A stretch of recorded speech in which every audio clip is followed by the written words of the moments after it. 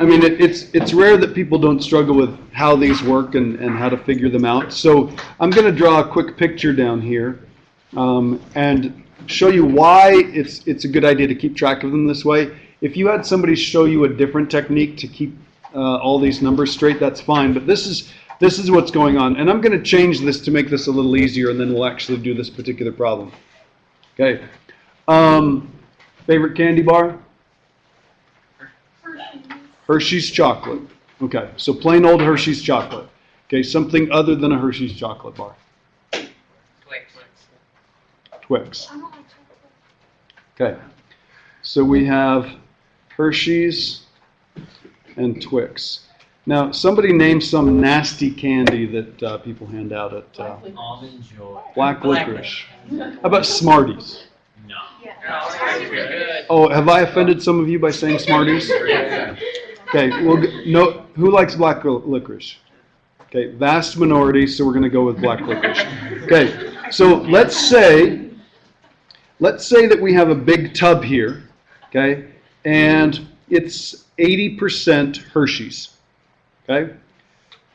So up to here it's Hershey's, and then up here it's the black licorice. Okay, let's say we've got a tub over here, and it's 40% Twix. So here's the Twix, and then the black licorice is up here. Everybody okay with that? Okay, if I dump these into another bin, so let's say I've got these are both bins or boxes or whatever. Okay, when I dump these in here, when I take this and dump it over, not all of it, but just some of it, and dump it in here, as I dump, let's say I dump, oops, that's a percentage. Let's say I dump 50 pounds of this stuff in there. Now, do I get all 50 pounds? Is it all going to be Hershey's chocolate? No. Every time I dump in some Hershey's chocolate, what else goes with it? Some black licorice goes with it. Okay? So when I dump it in here, some Hershey's goes in, some black licorice goes in, but we do know the percent of each, right? So if I did, we'll make it easy now, 100 pounds. If I dump in 100 pounds of this, how many pounds of Hershey's chocolate do I have? 80. How many pounds of black licorice? 20. Okay? And when I dump this one in, okay, it's not all going to be black licorice, it's not all going to be Twix. If I dump 100 pounds in here, how much Twix did I dump in? 40 pounds. Okay? And then there's going to be a mixture here, right? So let's go ahead and do the calculations. This is, well, let's see, 100 pounds, 80%. I'm going to have 80 pounds of Hershey's. How many pounds of black licorice? 20, right? Does that make sense? When I dump in 100 pounds of this, how many pounds of Twix? 40. Okay, and how many pounds of black licorice? 60, right? Okay, how many pounds do I have altogether? I've got 200 pounds. Now, let's say, I'm willing to take anything but black licorice. How many pounds of stuff other than black licorice do I have? The chocolate I like. 120. So what percent of this bin has chocolate that we actually like, or candy that we actually like? 120 out of 200, that would be 60%. So a little less than what we had here, a little more than what we had here, okay? But we're still pretty happy with a 60% mix, right? Does that make sense? Okay, why is it exactly in the middle of 80 and 40? Can somebody tell me why this answer, 60, is right in the middle there? Okay? Now, McKay kind of answered this question yesterday. He's got his hand up. Has anybody else been able to figure this out? Why would this be smack dab in the middle? Ari? It's the same amount of both. Now, what would happen, okay, if you had to choose, which of these two mixes would you want more of? Probably this one. If you really like chocolate, let's say you like chocolate. Okay. She's a senior. I'm just giving her a hard time. Okay. If you like chocolate, you'd want more of this one. Because in the end, when we mix them together, if you use a higher percentage here, this is going to be a higher percentage. Does that make sense? So if I dumped in 200 pounds here, well, let's see, that would double this. This would be 160. That would double this. This would be 40. So then I'd have 200 out of the 300 pounds altogether. And that is, what percentage is that? It's 2/3 or 66%. Okay, so that's going up. Does that make sense? Okay, so the way we got these amounts of pure Hershey's chocolate was we took how much we dumped in and multiplied it by the percentage. And that's really what we're doing on this one. Keep track of how much we dump in by the percentage. This would be like the amount of pure Twix. This would be like when we take S and multiply it by 0.08, this would be like the amount of pure Hershey's chocolate. Okay? And then we figure out what the percentage is altogether and that sort of thing. Okay? So, let me erase this and let's do this problem right here.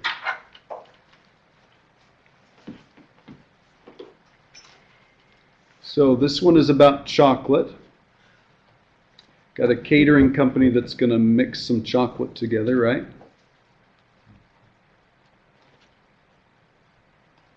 Get them all?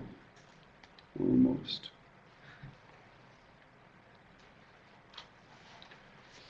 The office's administrators requested a candy mixture that's 25% chocolate. Katie has available mixtures that are 50% chocolate and 10% chocolate. How much of either of each type should be used to get a 20-pound mixture? So they want 20 pounds altogether. That's 25% chocolate. So let's compare our percentages. Here's our bin that's 50% chocolate. And here's our bin that's 10% chocolate. And when we dump them into this bin, it needs to be what? 25%. Now, is 25% closer to 10 or closer to 50?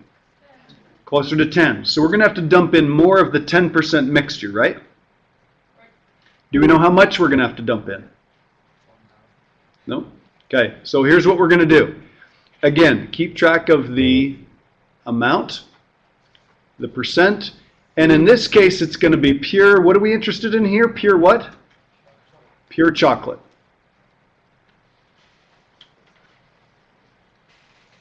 We'll do a black licorice problem in a while.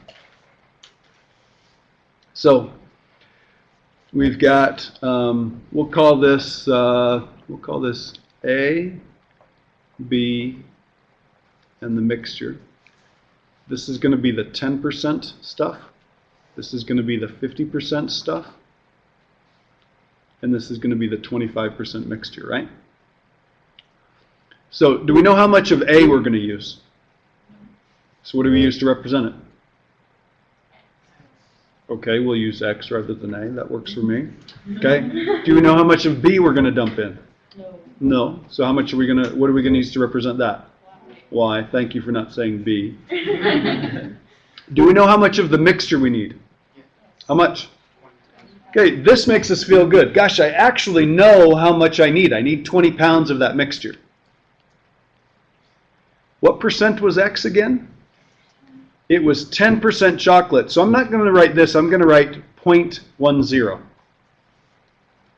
And this one was 50%, so I'm going to write 0.50. And this was 25%, so this is going to be 0.25. Now, there's a number on here that you can calculate. So let's put ourselves in the position of the office manager or whoever it was that requested this. If you want 20 pounds of a candy mixture, and you want it to be 25% chocolate, well, let's see, we can do that calculation in our head. If you have 20 pounds of candy, and you know it's 25% chocolate, how many pounds of pure chocolate do you have? 5, because that's a fourth, that's a quarter of 20 pounds, right? So, the way we come up with this column right here is we literally multiply each one of these. So I do 20 times 0.25, that's 5 pounds of chocolate. How do I figure out how much chocolate I dumped in when I dumped in mixture Y? 0.5Y. And how about this one? 0.1X. Now, do I need this placeholder here? Do I need the 0 on this one? It might be a good idea to have it here. On this particular one, it's not really necessary because we're not mixing any tenths or hundredths or anything, okay? It was here, but once I multiplied by 20, it went away. So this right here is an equation, and this right here is an equation. This one is about the amounts we dumped in, and this one is about the amount of pure chocolate that's sitting in here once I'm done. So my equations are, what's this equation here? X plus y equals 20. Dump in this much plus this much equals 20 pounds of candy altogether. And this one is about pure chocolate. That much candy got dumped in when I dumped in X. Sorry, that much chocolate got dumped in. This much chocolate got dumped in when I dumped in Y. And altogether I better have 5. So this is our candy equation, and this is our pure chocolate equation. Okay? Now, you know how to solve it from there, right? Yeah. Okay. Any questions? No. Okay. I've got 2 more problems to do. Would you go ahead and finish solving that? Check with your neighbor. We're expecting, let's see, X was the 10% one, and we were wanting more of the 10% than we were of the 50%. More X than Y.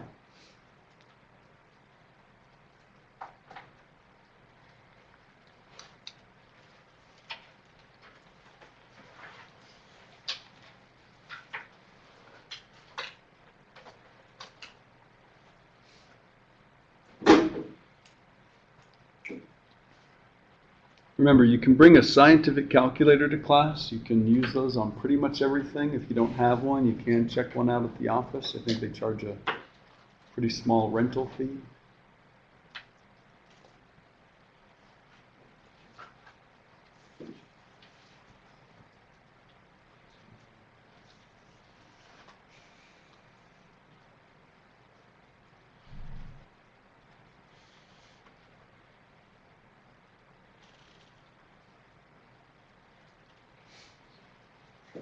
And how we doing? Got it? Any questions? Sort of? 2 different answers? Okay. All right, everybody watch, please. Okay, I'm going to do this problem, but I'm going to do it slightly different than the way I did it last time.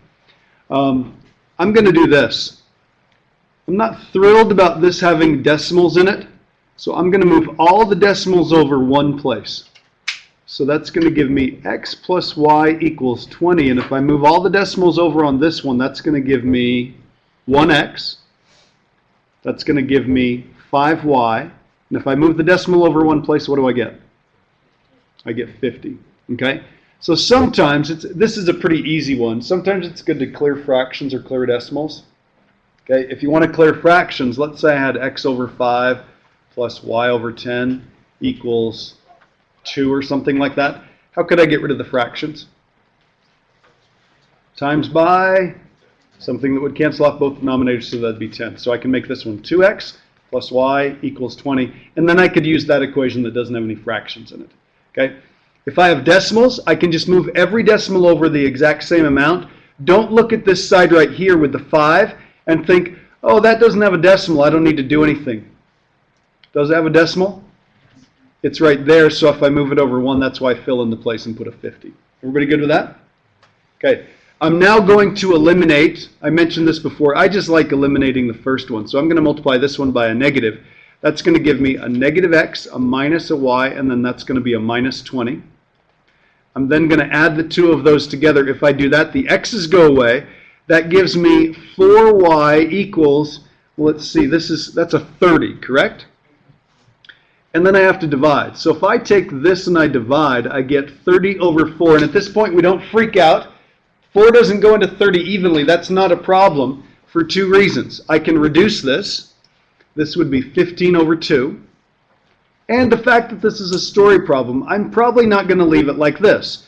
So 2 goes into 15 7 times with 1 left over, so that's 7.5. Or because it's a story problem, I could just say it's 7.5. Now, 7.5 what? Pounds. Okay? Now, that's what y is. We want to figure out what x is. How do we figure out what x is? Take this, Plug it in right here.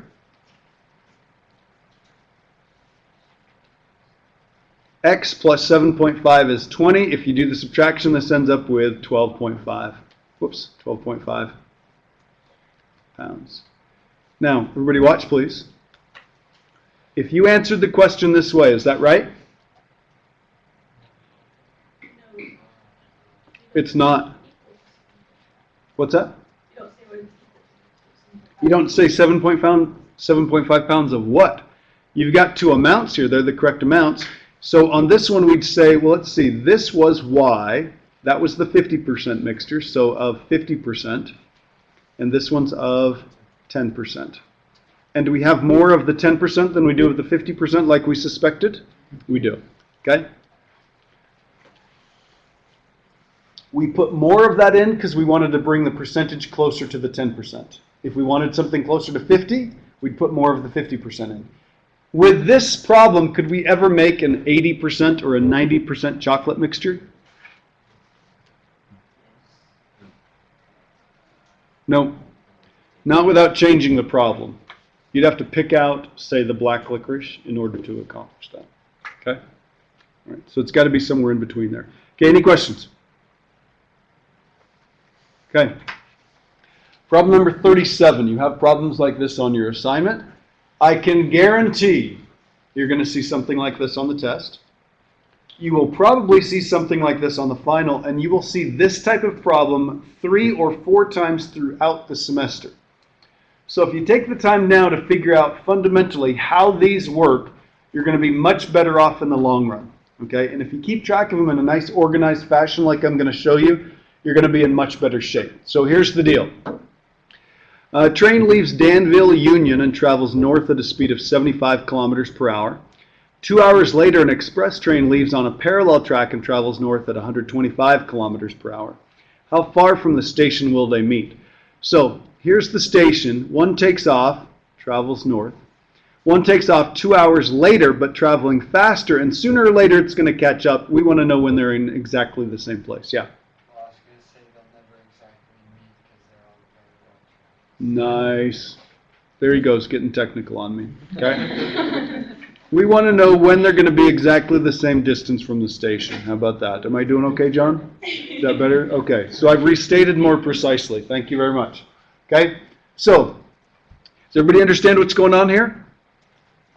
Okay, now there's a formula that I'm absolutely sure all of you have heard before that relates the distance something travels with how fast it took, or how fast it was traveling by how long it took to go that far. So distance, rate, and time. What's the formula that relates those? Distance equals rate times time. So here it is. D equals RT.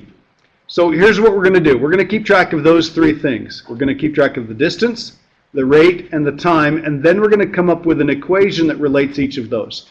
So we'll do D equals RT. Now, we'll call this train number 1, and we'll call this train number 2. You could call this regular, and you could call this express. Okay, there's not really a need to do that. Do we know anything about the distance? John? Well, you do know that, well, that would have to be with time and speed. These are about 2 hours later, so it's 150 kilometers ahead. The train is. Yeah, it had a 150 kilometer head start. You're right about that. But the bottom line is we don't really know much about the distances, so I'm going to call this distance 1 and distance 2. Distance for train 1, distance for train 2. That's what that little subscript does for us. It just allows us to use the same variable but keep them straight. Okay? Got it? Do we know anything about the rate for train 1? Okay, 75 kilometers per hour. Do we know anything about the rate for train 2? 125. Now, we got to be a little bit tricky on this one. Do we know anything about the times? Not the first one. 2 is 2 hours. Okay, So we don't know anything about the first one, but we do know the second one took, well, think about this for just a second. If we gave this one a head start, would this be t plus 2, or would it be t minus 2? If you give somebody a head start, were you traveling for more or less time?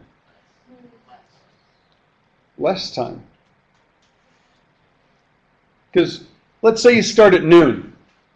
This one starts at noon. When does this one start? 2. And let's say they meet at 6 o'clock. This one would have been traveling for 6 hours. This one would have only traveled from 2 to 6. That's only 4 hours, right? So this is t minus 2. Now, if you wanted to, you could do this. Okay, I'm not going to, don't write this down. Okay, I'm just going to do this in blue. If you wanted to say that this one was t, how could you say that this one got a 2-hour head start?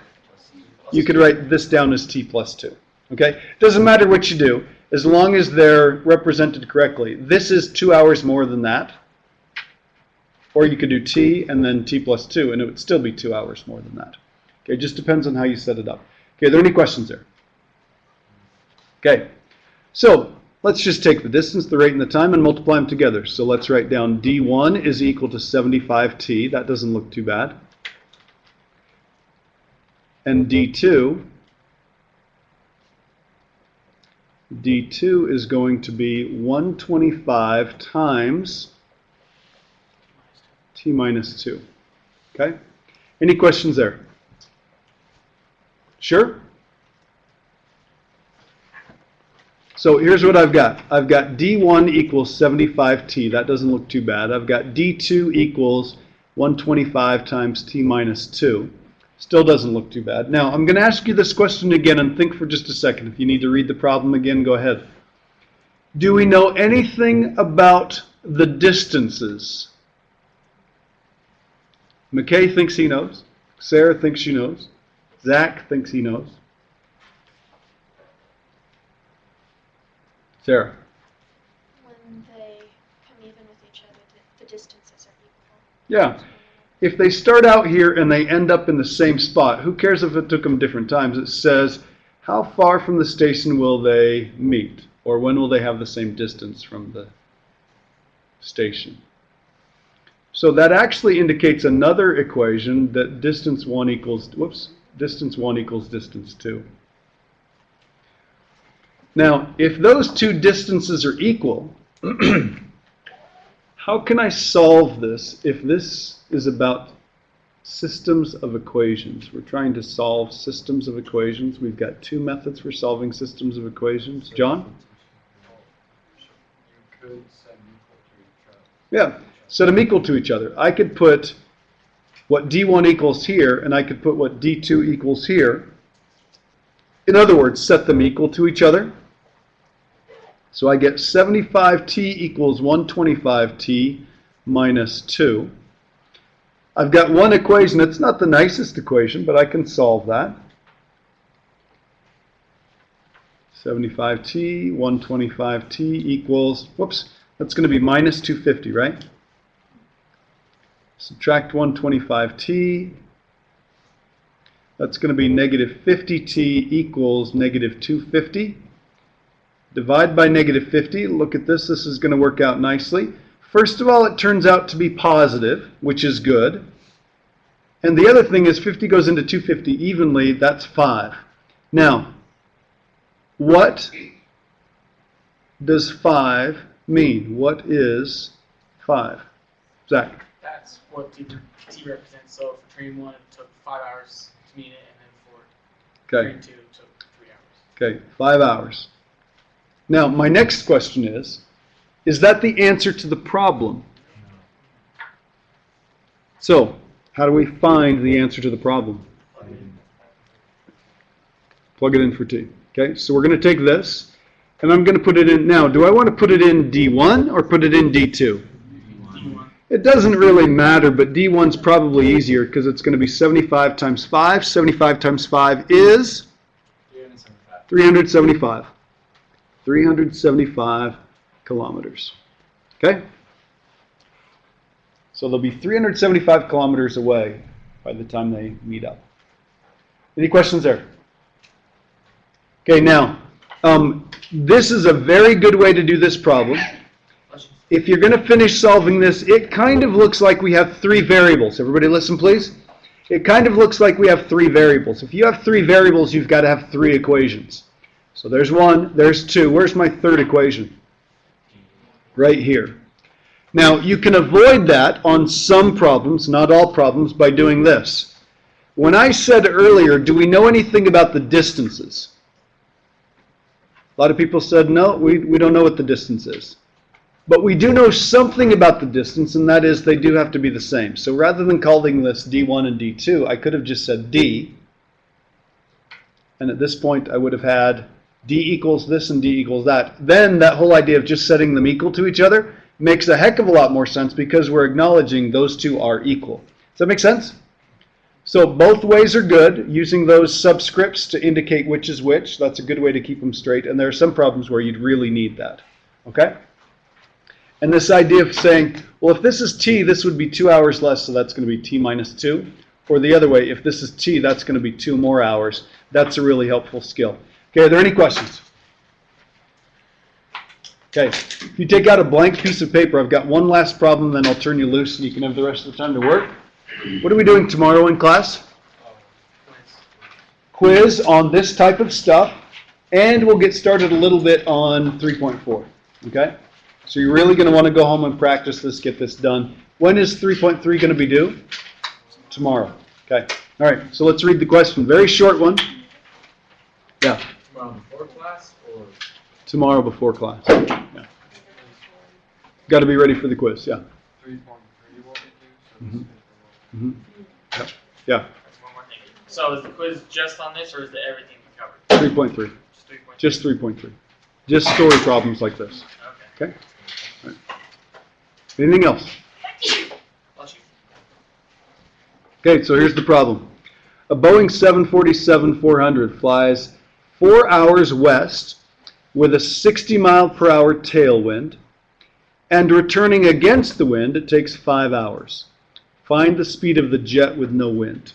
Okay, now how many people have flown on a jet? Raise your hand. Flown somewhere? Okay, all right. Anybody flown to New York or Washington, D.C. or anything? Okay. All right. One time my wife and I flew from Salt Lake City to New York City. It's around 2,000 miles. It's about 2,100 miles, I think. Okay. When we flew there, it took 3 hours. In fact, I looked at my watch, or a clock. I hate watches. Looked at a clock. It was my wife's watch, actually. It was like 1:59. And when we landed, I think it was 4:57 or something like that. Just under 3 hours. Okay? Now, I'm thinking, well, that's pretty cool. We're coming back. Guess how long it took to come back? 5 hours. Took over 5 hours to come back. Okay, now what's the difference? I mean, it was the same type of airplane. It was a 767. What's the difference? Flying against the wind. Flying with the wind or against the wind? We're actually flying with the jet stream when we're going to the east, and usually against the jet stream when we're coming to the west. Okay? It makes a huge difference when you're traveling that far at those speeds. Okay? So, there were two things that helped me get there. I had the plane adding the wind going with me. Coming back, what happened? Okay, I had the plane and I had to subtract how much the wind was doing. So let's say the plane can go 550 miles an hour. And let's say the wind is 200 miles an hour. Going there, I add them together, I'm doing 750. Coming back, the net effect is, well, let's see if I subtract, only 350. Okay, do you see the difference? So, if I'm going with the wind or with the current, with the stream, if you will, I take the plane and add the wind. When I'm coming back, I do the plane minus the wind. Now, could I do this? Could I do the wind minus the plane? Okay, that wouldn't make any sense, and here's why. If I did 200 minus 550, that'd be negative 350 miles per hour. That's certainly, well, I hope that's not what I was doing. Okay? So, take whatever the plane or the boat or whatever happens to be, or even if you're swimming, you add the current or add the wind or whatever it is that's helping you on the way there, and you subtract it from whatever you can do on the way back. Does that make sense? We're good? Okay, so let's set this up. Now, you don't have one of these, so we're going to make one. Let's make a little table. What 3 things did I say we have to keep track of? Planes, like actual speed. There we go. Okay, now this particular problem is about a plane, but on problems like this, you always keep track of distance, rate, and time. Now, I'm going to write with wind here and against wind here. And I'm going to ask you the same questions again.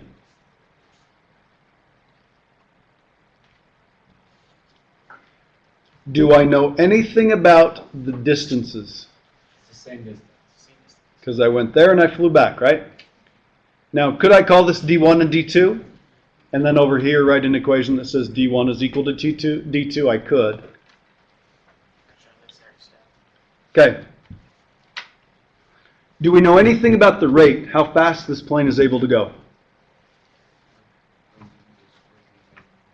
With the wind is quicker than it is against the wind. How much quicker with the wind? 60 miles. So if I put P for plane, how do I indicate that I get 60 miles per hour faster with the wind and 60 miles per hour slower against the wind? Okay. I'm going to do P plus 60. P plus 60. And what down here against the wind? P minus 60. Do I know anything about the times?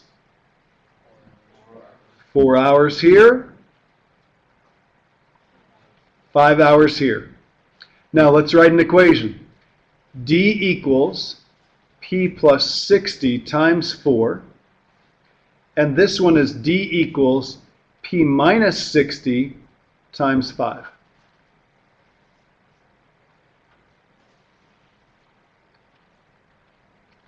Any questions?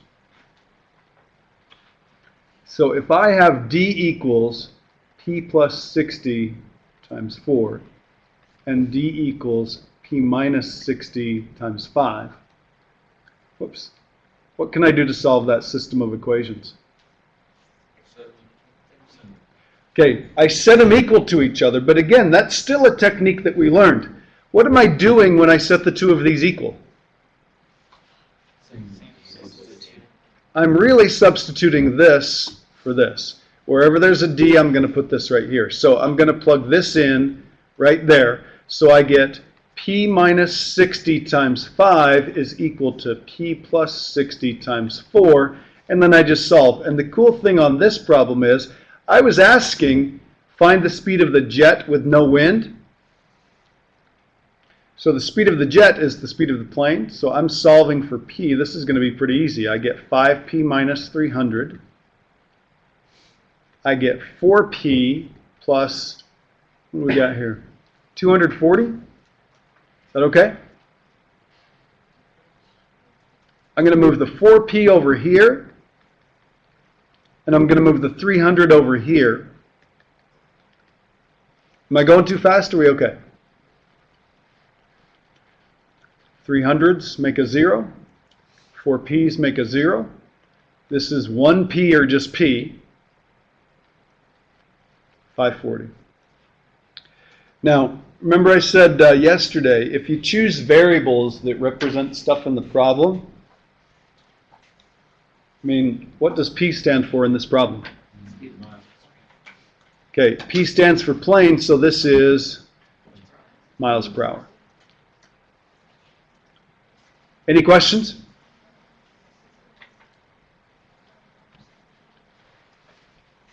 Okay. Let's see. Could I have done J for jet? Sure. S for 747? Probably would have been okay. Whatever you do when you're choosing variables, make sure they remind you of what you're looking for. No question about the D, no question about the T. We chose P for plane. Any questions? Sure?